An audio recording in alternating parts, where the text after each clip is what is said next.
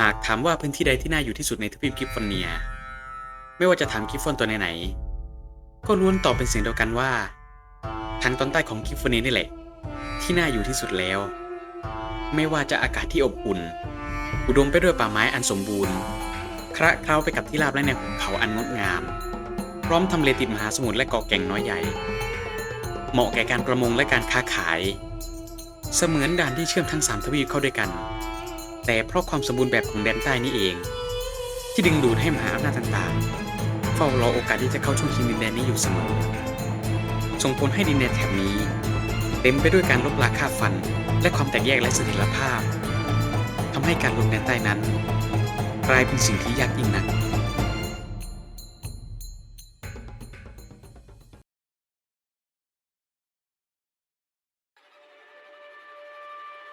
หากกล่าวถึงประวัติศาสตร์แดนใต้ก็ต้องนับย้อนไปตั้งแต่ก่อนปี600 BLB นู่นเลยยาวนานก่อนการปรากฏตัวของเซเลเทียกับลูน่าซะอีกโดยทั้งหมดนั้นเริ่มจากจักรวรรดิแห่งหนึ่ง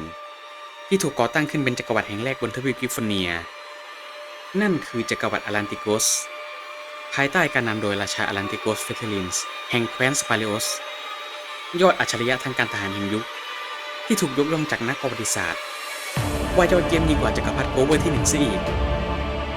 แต่ทว่าราชาอารันติโกสเฟเทลินกลับสิ้นพระชนม์ไปในขณะที่ยังลงดินแดนไม่สำเร็จทำให้จักรวรรดิของพระองค์แตกสลายเป็นรัฐอิสระอย่างรวดเร็วซึ่งหนึ่งในอาณาจักรเด่นๆที่แยกตัวออกมาจากจักรวรรดิอารันติโกสได้นั้นก็คืออาณาจักรคาเทเนียนนั่นเองเนื่องด้วยภูมิศาสตร์ที่โดดเด่นและเหมาะสมแบบเมืองท่าทำให้อาณาจักรคาเทเนียนเติบโตอย่างรวดเร็วจนสามารถก้าวขึ้นเป็นมหาอำนาจในพื้นที่ได้ในเวลาไม่ช้าในปี552 BLB หลังจากความขัดแย้งด้านการค้ากับอาณาจักรโคเทสที่เริ่มมีอิทธิพลตามหมู่เกาะทางตอนใต้ของทวีปกิฟฟอนเนียมากขึ้นจึงนำไปสู่จุดเริ่มต้นของสงครามโซนิกครั้งที่1ระหว่างคาเทเนียนกับโคเทสซึ่งช่วงแรกโคเทสได้เปรียบด้านยุทธนาวีแต่ก็ไม่สามารถลบเอาชัยอย่างเด็ดขาดทางบกได้เปิดโอกาสให้คาเทเนียนสามารถปฏิรูปทัพเรือจนสามารถพลิกเอาชัยชนะได้ในท้ายที่สุดในช่วงปี490 BLB ส่งผลให้เมืองหลวงของโคเทสถูกทำลายจนราบคาบแม้จะได้รับชัยแต่คาเทเนียนก็บอบช้ำไม่แพ้กันจนเปิดโอกาสให้เผ่าวิงบาสและฟักเกเลียนตามแนวชายแดนฉวยโอกาสเข้าตีซ้ำจนจักรวรรดิล่มสลายในท้ายที่สุดซึ่งเผ่าวิงบาสก็ได้ครองพื้นที่ทางฝั่งตะวันตก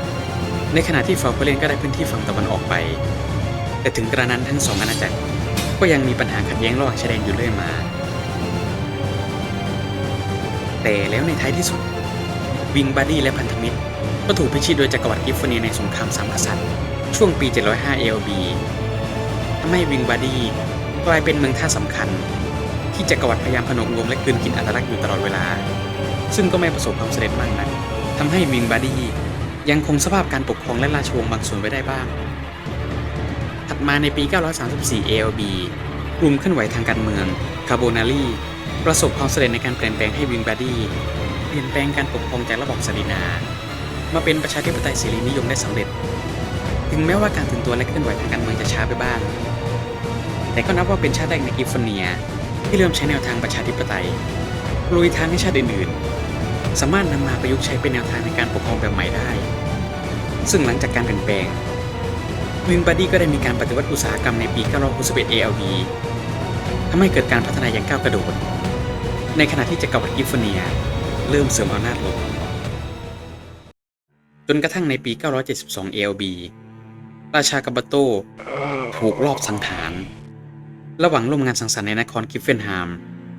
ทำให้องค์ชายกาลิบาทาโรเอลได้ขึ้นครองราชย์แทนและได้มีการเรียกร้องให้มีการสืบสวนหาผู้รับผิดชอบแต่เมื่อไม่ได้รับการตอบรับวิงบาดี้จึงได้ประกาศเอกราชพร้อมชักจูงรัฐทาวลอสฟรานซิสเทียอารันติกาให้แยกตัวออกมาด้วยซึ่งการเคลื่อนไหวนี้เองส่งผลให้รัฐต่างๆพากันแยกตัวออกจากจักรวรรดิด้วยเช่นกันหลังจากนั้นไม่นานในปี979 ALB วิงบาดี้ได้ติดต่อซื้อเกาะเพอร์เซียจากอาบิสซิเนียเพื่อใช้เป็นเมืองท่าสำหรับการค้าขายในแถบเซเดิร์นอาราเบียต่อมาในปี985 ALB หลังจากความขัดแย้งทางชายแดนระหว่างวิงบาดี้กับฟาโกเลียนอย่างยาวนานในที่สุด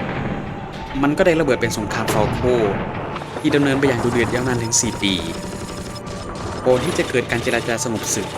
หลังจากที่เมืองหลวงของฟอลโคถูกตีแตกไปรวมถึงการที่ทั้งสองฝ่ายต่างบอบช้ำเกินกว่าจะทำสงครามต่อไปได้แล้วและเพื่อฟื้นฟูเศรษฐกิจที่ย่ำแย่ของวิงบาดี้ในปี 1005 ALB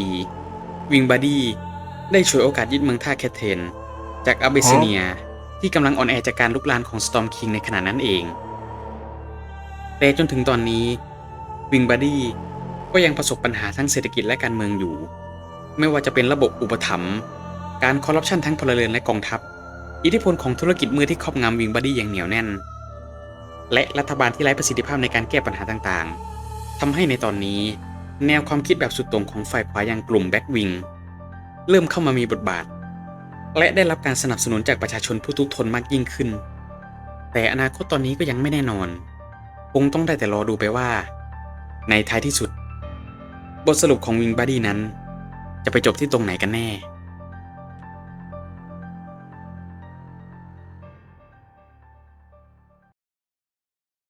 และทั้งหมดนี้ก็คือเรื่องราวและประวัติศาสตร์อันยาวนานของวิงบาดี้นั่นเองนะครับซึ่งเอาจริงๆนะคือวิงบาดี้นี้เป็นหนึ่งในประเทศที่ผมแนะนำเลยว่าควรจะเล่นสำหรับใครที่เพิ่งเป็นมือใหม่เพราะว่าเล่นง่ายมากในการขยายกันอะไรต่างๆคือเริ่มเกมมาแล้วก็มีพันธมิตรแล้วทั้งทารอสทั้งฟาซิสเทียแล้วก็อารันติกาซึ่งก็อย่างน้อยคือต้นเกมก็คือถ้าเราไปบุกตีประเทศไหนนี่ก็คือได้พันธมิตรช่วยสนับสนุนด้านกำลังทหารกำลังอาวุธอะไรพวกนี้ก็เหลือแหล่แล้วยิ่งด้วยภูมิศาสตร์ของทางภาคใต้นี่ก็คือว่าศัตรูที่เราเห็นอย่างที่เหลือนี่ก็คือไม่ว่าจะเป็นทั้งพวกคือฟอลโคเลียนอัสเตเรียนหรือเป็นพวกทางแถบลุ่มน้ำอีวีพวกเนี้ยมันไม่แข็งแกร่งเท่าเราอยู่แล้วอ่อนแอกว่าได้ซ้ำไปคือเรื่องทางบกนี่คือเรากินขาดเลยแล้วพอมาดูทางในส่วนของภาคกลางนี่ก็คือพวกอควาเรียนี่ก็มันก็จะมีแต่ต้องมีโฟกัสที่ต้องมารวมดินแดนแล้วก็ไปตีกับทางภาคกลางก็คือก่อนที่เราจะบุกขึ้นเหนือไปเนี่ยยังไงซะภาคกลางคือมันก็ตีกันจนเละหมดแล้วถ้าเราเล่นได้เร็วพอเราก็จะมีโอกาสที่จะฉวยโอกาสหลังจากที่รวมเป็นแคทเทเนียนก็ได้นั่นแหละแล้วก็รวมไปตีขึ้นไปตีเลยก็สามารถเอาชนะได้อย่างง่ายดายส่วนในระดับของภาคพื้นทวีปนี่ก็คืออย่างที่เห็นคือเราสามารถเกี่ยวข้องได้ทั้ง3ทวีปเลยคือเรามีทั้งในส่วนของติดกับพวกนิวแมแลนด์ซึ่งก็คือมันจะเป็นช่วงท้ายเกมแล้วแหละที่เราจะมีในส่วนของโฟกัสที่สามารถเลือกที่จะสู้กับนิวแมแลนด์ได้ในสลับในบางสายการเล่นซึ่งถ้าเลือกสู้กับนิวแมแลนด์นี้ก็คือก็หมายถึงว่าการประกาศสงครามกับอีควสเทียด้วยถ้านิวแมแลนด์มันยังเป็นพวกเดียวกันอยู่กับอีควสเทียหรือสำหรับในทางของทางซีบิก้านี่ก็คือเราก็สามารถเปิดศึกได้ทางอาไบซิเนีย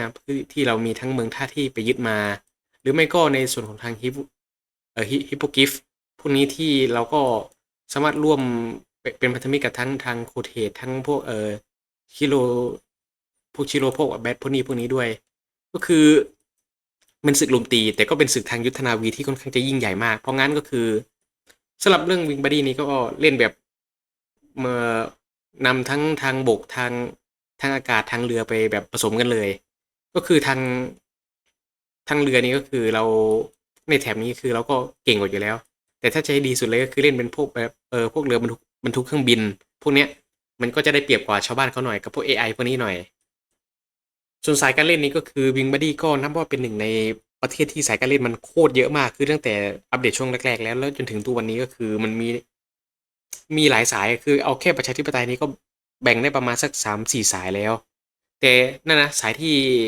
คนนิยมเล่นสุดก็คือสายของฟรานซิสก็คือเล่นเป็นของในตัวของเบคโคโลนีนั่นแหละก็อย่างที่เห็นนะก็คือประเทศนี้มันได้แรงบันดาลใจมาจากอิตาลีโดยตรงเลยเพียงแต่เป็นอิตาลีเวอร์ชันที่ยอดเยี่ยมกว่าเจ๋งกว่าเหนือกว่าอิตาลีในเวอร์ชันโลกจริงของเราแต่ถ้าจะให้สรุปจริงๆเลยคือไม่ว่าจะเล่นสายไหนนี่ก็สนุกหมดนะคือทั้งประชาธิปไตยนี่มันก็สนุกในการที่แบบต่อต้านกับพวกฟรานซิสหรือพวกสังคมนิยมเรื่องสายสังคมนิยมนี้ก็คือมันก็มีเส้นเรื่องสไตล์ที่แบบไปอีกแบบหนึ่งซึ่งก็แยกไปได้ประมาณ2-3สายอีกซึ่งก็สนุกคือในเรื่องของวิงบอดี้นี่คือทุกเส้นเรื่องเนี่ยคือมันสมบูรณ์แบบหมดแล้วเนื้อเรื่องมันสนุกด้วยเพราะงั้นก็คือลองเล่นได้เลยผมแนะนำเลยนะคือยังไงก็ต้องลองสักครั้งก็ทั้งหมดก็ที่ผมจะแนะนำก็มีเท่านี้แล้วกันนะเพราะว่า คือยืดยาวไปมันก็น่าเบื่อนะจริงแต่นั่นแหละก็เนื้อหาทั้งหมดก็มีเพียงเท่านี้แหละซึ่งก็ถือว่าเป็นเวลานานเหลือเกินนะที่ผมไม่ได้ทำคลิปเกี่ยวกับ Equestria at War เนี่ยนานจริงๆแต่ถ้าใครมีความคิดเห็นยังไงหรือว่ามีคำถามอะไรจะแลกเปลี่ยนนี้ก็ลงได้ใต้คอมเมนต์เลยนะครับซึ่งสำหรับในคลิปนี้ก็ขอจบเพียงเท่านี้แล้วกันนะครับขอบคุณครับ